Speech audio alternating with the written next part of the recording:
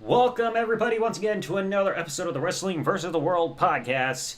I don't know how many episodes this is because I don't keep count nowadays, but thank you all for tuning in once again. So, a common thing that we would hear as a complaint among the internet wrestling community is about John Cena saying he got too many opportunities of being the top guy in championship matches, etc., etc. It's been beaten over everybody's heads at this point. But I don't think anybody knows how many title shots he actually got in WWE. The answer? 250. 200 of these were either on dark matches or house shows over the years.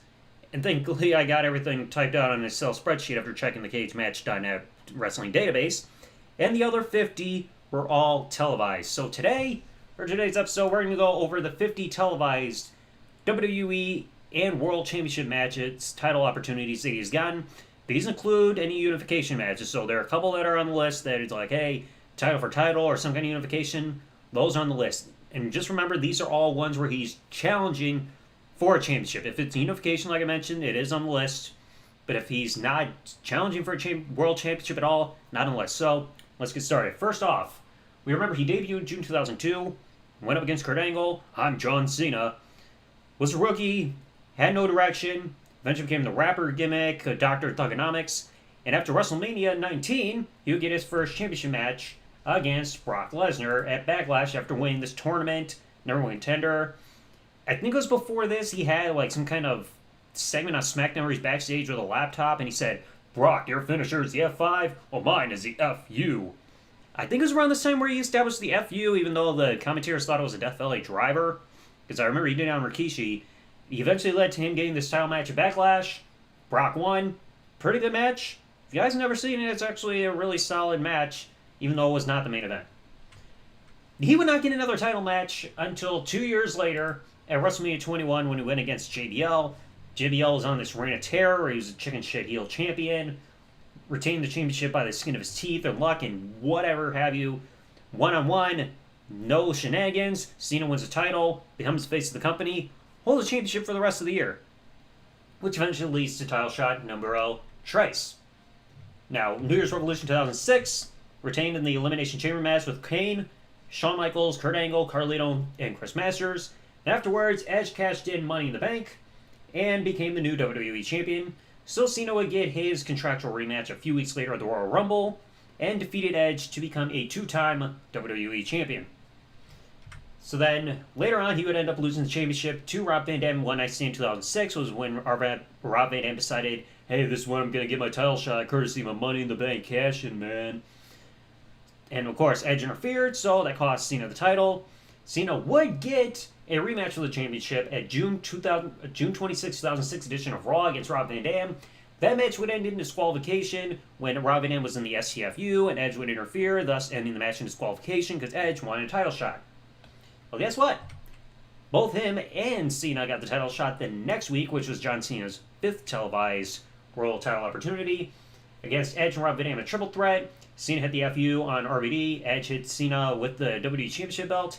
And then Edge got the pin on RVD, sneaking away with the win. Then the next one would come less than 2 weeks later. July 15, 2006 edition of Saturday Night's Main Event challenged Edge for the WWE Championship. Cena thought he had the victory, he had the STFU on Edge, but Lita actually attacked the referee. Then when Edge was tapping out, rang the bell. Cena thought he won the championship by the submission, but the referee reversed the decision, saying no, it's by disqualification because Lita got involved, so a dusty finish there. Edge sneaks off with a win. Title shot number 7, SummerSlam 2006. Both are going in. Edge is defending the WWE Championship against Cena still, with the new stipulation added that if Edge gets disqualified, he loses the championship.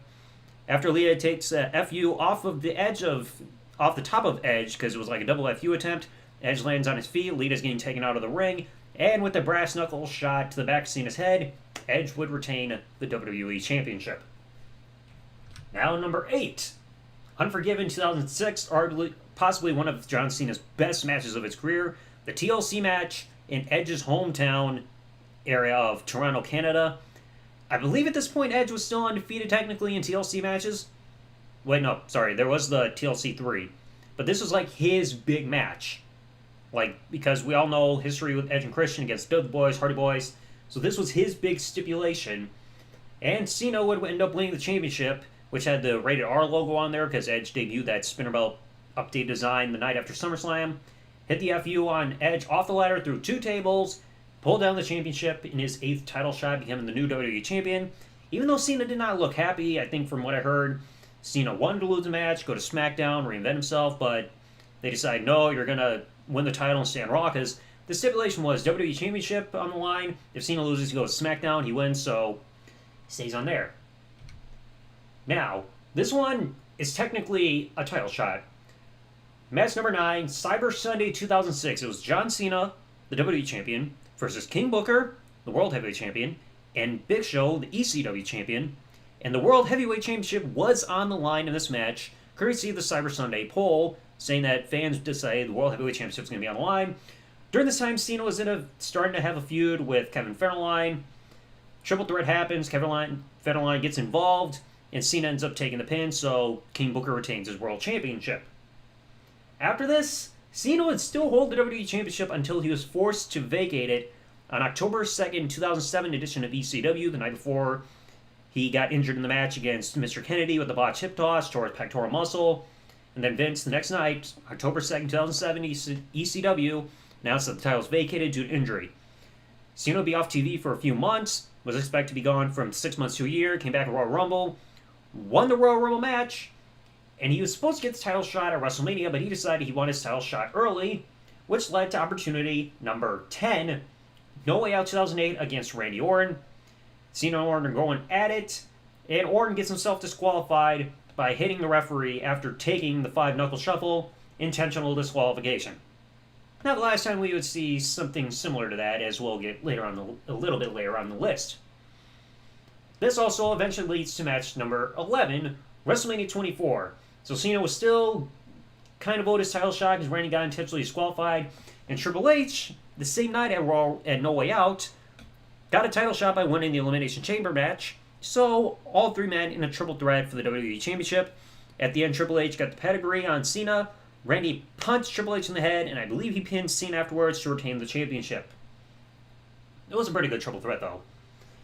Match number 12. Fatal 4-way elimination match for the WWE Championship.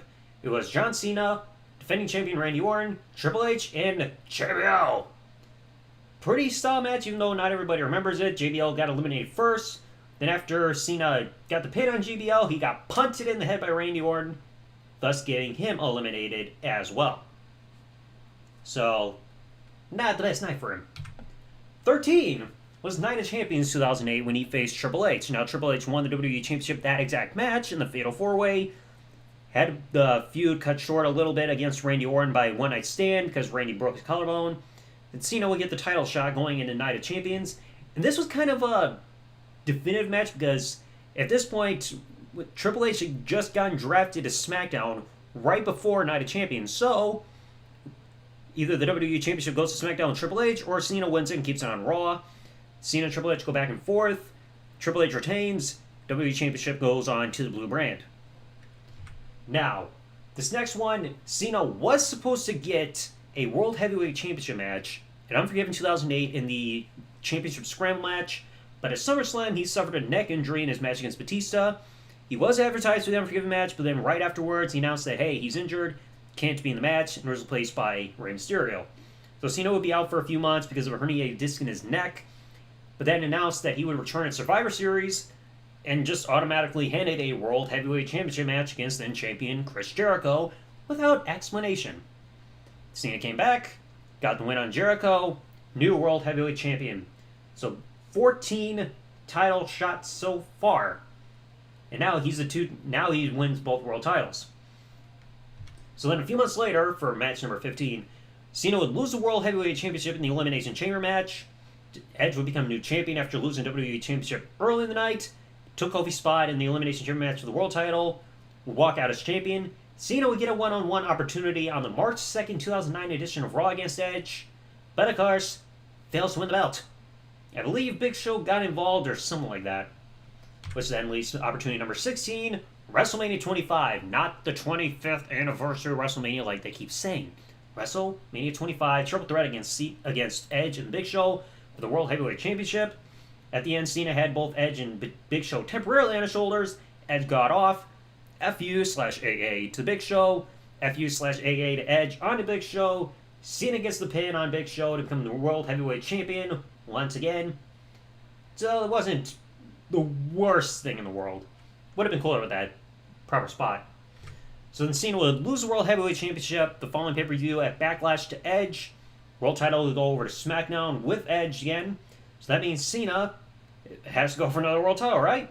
Well, his next opportunity would be on the June 15, 2009 edition of Raw for the vacant WWE Championship against Randy Orton, Triple H, and Big Show. The reason for this was because Batista had won the WWE Championship shortly before this at Extreme Rules against Randy Orton in a steel cage match. But then the next night, while he's talking about winning the WWE Championship, Legacy attacks Batista and Randy Orton breaks Batista's arm, and it causes the vacation of the WWE Championship, if that's the proper terminology there. The championship gets vacated, and they announce this Fatal 4-Way match, not elimination style, just a Fatal 4-Way match for the WWE Championship. Randy gets the pin after, I believe he pinned Big Show, become new WWE Champion. But this wasn't enough, because then title shot number 18, Night of Champions 2009, a WrestleMania 24 rematch as Randy Orton defends the WWE Championship against John Cena and Triple H again. And once again, Randy retains.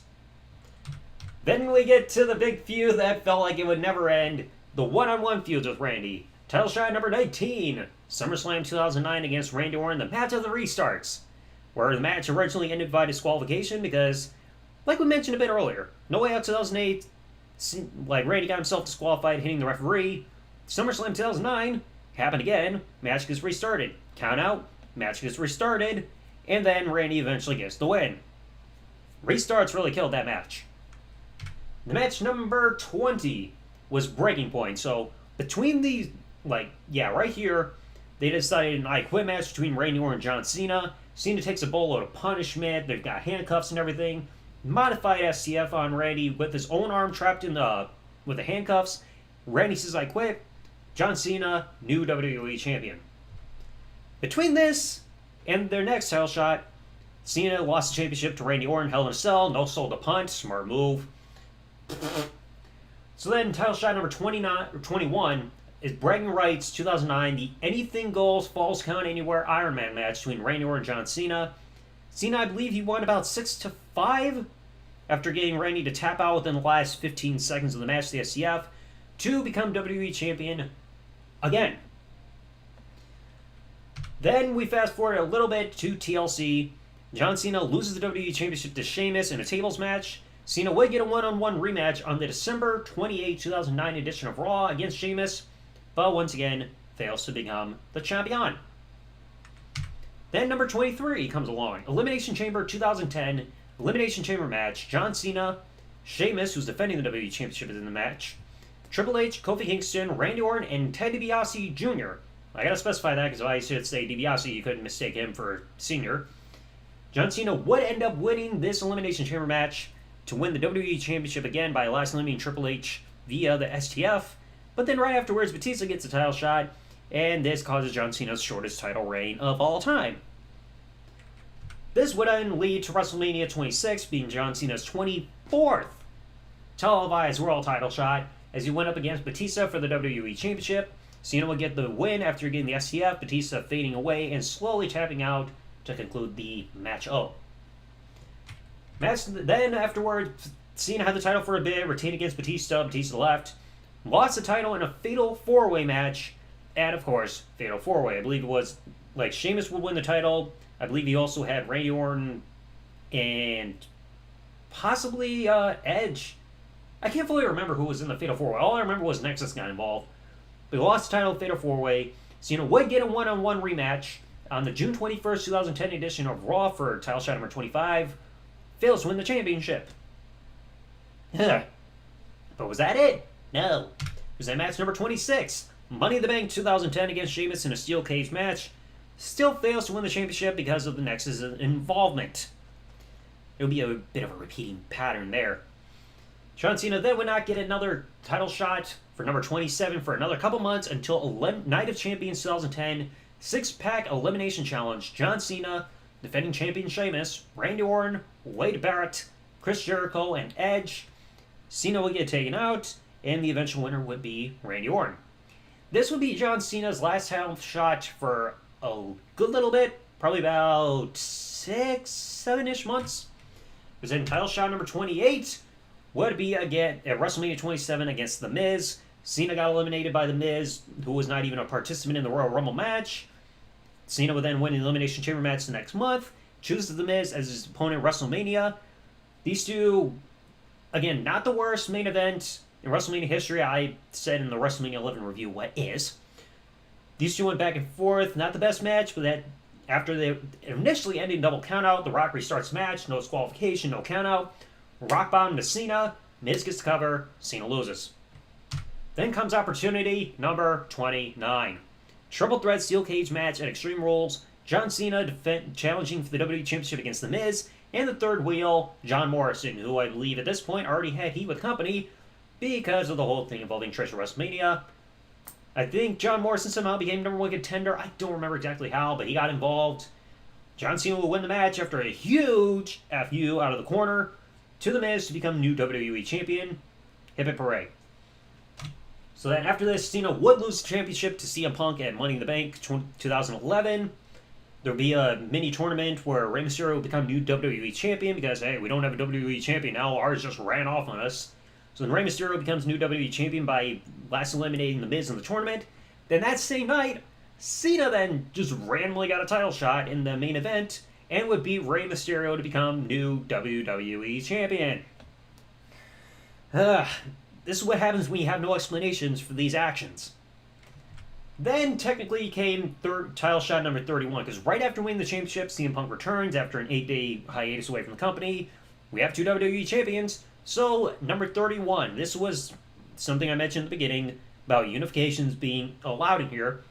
Became John Cena versus CM Punk to determine who is the true undisputed WWE champion. At the end, CM Punk would get the victory after GTS. Triple H was a special guest referee, did not catch Cena's foot on the bottom rope, but still CM Punk won to unify the titles.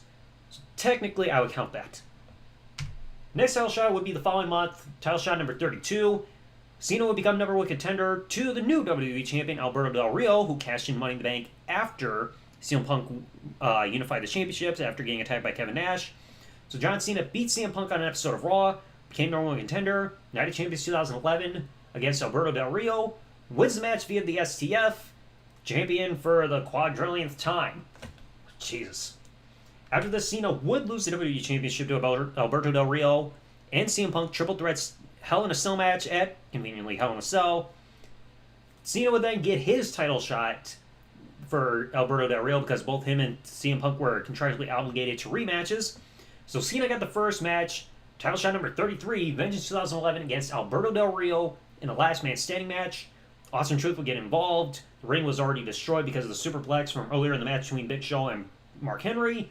And I believe Del Rio then hit John Cena with the WWE Championship to guarantee he would stay down, thus giving title shot number 33 a loss. Now, title shot 34, this was the Money in the Bank cash-in by John Cena. He won the contract at Money in the Bank 2012 after it came off the hinge. Decided, hey, I'm going to cash in the Money in the Bank contract against CM Punk at Raw 1000, which was July 23rd, 2012.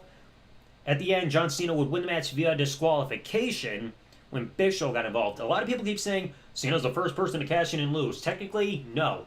The correct way to say it would be John Cena was the first person to unsuccessfully cash in because he won the match technically by DQ. So it would be proper to just say he's the first person to unsuccessfully cash in. You can't say he lost because he won by DQ, technically. This would eventually lead to match number 35, SummerSlam 2012, Triple Threat, Big Show, John Cena, CM Punk for the WWE Championship. CM Punk had turned heel right after the match, attacking The Rock. So we had a new CM Punk. Triple Threat for the title. Cena, I believe, he hit the AA on Big Show. Punk threw Cena out of the ring, got the pin on Big Show to sneak away and retain the championship. This would then lead to match number 36, Night of Champions 2012, John Cena versus CM Punk for the title. Cena hates how CM Punk's a heel. He's a chicken shit, trying to claim that, he'll retain the title by any means necessary and all that. Punk demanding respect. Title match happens. Match ends in a draw because of a double pin when John Cena hits a kind of like a bridging German suplex off the second rope. Both men's shoulders were down. And of course, that means in terms of a draw, champion always retains. Like we saw back at the draw finish for Royal Rumble 2004 for the last man standing match between Triple H and Shawn Michaels, or even the World Heavyweight Championship match between Triple H and Shawn Michaels at the end last Raw 2003 for the world title. Double pinfall, champion retains, and Cena's like, "Oh, don't I get anything? My dad's here." No, rules are rules. Then came title shot number 37. There was debate on whether or not he was going to get the title shot at Hell in a Cell. He couldn't be cleared in time because he had issue with his triceps. So Ryback got the title shot. Ryback could not win the title at Hell in a Cell, so came the triple threat with CM Punk, Ryback, John Cena, Survivor Series 2012. You had that weird image of Cena and Ryback tugging on the championship, and Punk was worried like, "Hey, you rip it!" So they have the triple threat there. That's the night the Shield debuted. Ryback hits Shell Shock on John Cena. The Shield gets involved. Triple powerbomb to Ryback through the announce table, and Punk gets the pin on John Cena. Now that Ryback is out of the way. Good way to protect Ryback. So then Cena would not get the title match number 38 until WrestleMania 29. So he would win the Royal Rumble match, last time being Ryback. The Rock would win the WWE Championship from CM Punk, ending the 434-day title reign that same night. Retains it against CM Punk at Elimination Chamber. So then John Cena decides, I want a match against The Rock. Twice in a lifetime. At WrestleMania 29, title shot number 38. Cena would win with the AA. The less said about that match, the better. So Cena would hold his championship, drop it to Daniel Bryan at SummerSlam 2013. Had to go away for a little bit because of a fully torn tricep and it left elbow, I believe. So then Cena would be off for a couple months, rehab, surgery, and then automatically, Hell in a Cell 2013 for title shot number 39, he automatically gets a world title shot against Alberto Del Rio. Again, unexplained. And with one arm, even though he had one good arm, he still beat Alberto Del Rio to become the new World Heavyweight Champion. Then came number 40, another thing that I mentioned, unifications count. So match number 40, TLC 2013, Randy Orton, John Cena TLC match to unify the WWE and World Heavyweight Championships to make the WWE World Heavyweight Championship. So back to Survivor Series the previous month, Cena once again kept the WWE Championship, retained against Alberto Del Rio. The World Heavyweight title against Alberto Del Rio. Randy retained the WWE Championship against Big Show. Confrontation at the end of Survivor Series. They make a champion versus champion match. Winner takes all. John Cena ended up getting, I believe he was handcuffed to one of the ropes, is yanked off a ladder, kind of falls face first botchingly into a table in the corner. Randy climbs up, gets the belts, and John Cena fails to win wins the WWE Championship to become the unified champion. So therefore, Randy becomes the new face of the company. Getting me with a spoon. Then came title shot number 41, another unexplained one. Because out of nowhere, despite the fact Daniel Bryan was white hot with the fans, Stephanie just came out saying at Royal Rumble, we're going to see John Cena challenge Randy Orton for the WWE World Heavyweight Championship at Royal Rumble. That went over well, didn't it? At the end, Randy Orton would retain the championship against John Cena. Very vocal crowd. Let's forget that match ever happened. But that wasn't it, because title shot number 42 the next month, in the Elimination Chamber match for the championship, it was John Cena versus champion Randy Orton, Cesaro, Christian, Daniel Bryan, Sheamus. Cena would get eliminated because the Wyatt family would end up getting involved, costing him the title shot. And Randy was still retained at the end, last eliminating Daniel Bryan to walk out as champion. Title shot number 43, Money in the Bank 2014. For the vacant title, it was John Cena, Alberto Del Rio, Bray Wyatt, Cesaro, Kane, Randy Orton, Roman Reigns, and Sheamus. Now, the championship was vacant at the time because Daniel Bryan had won the championship at WrestleMania 30 against Batista and Randy Orton. Retained the title the next month, or next pay-per-view at Extreme Rules against Kane. Neck injury, had to vacate the title shortly thereafter. So this was for the vacant title. At the end, Cena would ascend the ladder, win the championships, and of course Triple H's facial expression sold it all. He's like, oh my god, this is happening again, why? So 43 title shots there. So then Cena would drop the title in squash fashion to Brock Lesnar the next month at SummerSlam. Très magnifique. But then he gets his contractually obligated rematch Match number 44, Night of Champions 2014 against Brock Lesnar. Cena put up more of a fight. So they try to rebuild Cena to give him more of a fight for Night of Champions. But of course, Seth Rollins interfered with briefcase and everything. He wanted to cash in, but still, match ends by disqualification after Cena was just about to win the championship. Not the best choice. Then match number 45, Triple Threat. John Cena was originally just supposed to take Brock Lesnar on one-on-one at Royal Rumble 2015. Seth Rollins got added into the match. Triple Threat, awesome match. At the end, Brock Lesnar would retain after taking down Seth Rollins for the pin to retain the WWE World Heavyweight Championship. Cena would then not get another title shot for about another 7 months, walking into SummerSlam 2015 as the United States Champion, getting his title shot number 46 against Seth Rollins, title for title. Not a full unification because, of course, both titles would stay active. John Cena challenged Seth Rollins for the championship, and Rod Stewart, or whatever his name was, freaking interfered, attacked John Cena, trying to stop Cena from tying Ric Flair's record for 16 world titles, cost John Cena the match. Rather stupid, huh? So John Cena would not gain the WWE Championship, but still lose the United States Championship to Seth Rollins regardless. 4 more, folks. Next up, No Mercy 2016 Triple Threat against defending champion AJ Styles and Dean Ambrose. I don't remember why Cena got involved in the match. For the life of me, I don't remember. And at the end, I believe AJ Styles hit Cena with a chair. That might have been the finish. I know there was a chair involved. AJ pinned Cena, retained the title. At this point, Cena was not their quote-unquote top guy anymore. Still. Then number 48 still happening. Royal Rumble 2017. John Cena gets the one-on-one title shot just because. I believe he even said in a promo, he's like, I'm challenging for the WWE Championship just because I am John Cena. Goes against AJ Styles. Wins title for title shot number 48. He wins the championship against AJ Styles. Becomes 16-time world champion. Can't delay or prevent the inevitable. So then he would lose the championship the next month at Elimination Chamber. Bray Wyatt wins it. He would get a title shot, triple threat against champion Bray Wyatt and other challenger AJ Styles, February 14, 2017 edition of SmackDown Live. Once again, fails to win the championship as Bray Wyatt walks out as champion, goes against defending the championship against Randy Orton. And finally, match number 50. Fastlane 2018 6-pack challenge.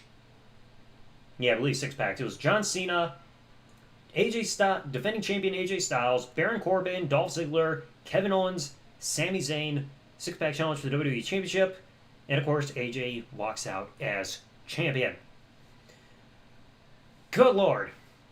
50 opportunities to win a world championship on television in the course of 15 years. A 2-year gap between the first and the second. Like, golly, it's like, win it out, give John Cena an opportunity. And like I said, there are 200 other examples to give. Those are dark matches and house shows, but I'm going to try my best to remember to do so. If you want to see the entire list of every opportunity that John Cena's had for either the WWE or World Heavyweight Championships, I'll try to put the link to the Excel spreadsheet link in the description if you guys would like to see that for yourself. But golly, let me know what you all thought in the comment section below. Hope you all enjoyed the episode of the podcast. If you did, leave a like, subscribe with that bell turned on. Didn't expect the episode to get this long, but here's what it is. So thanks for checking this one out, folks. Like, comment, subscribe. Peace out, and good day, everybody.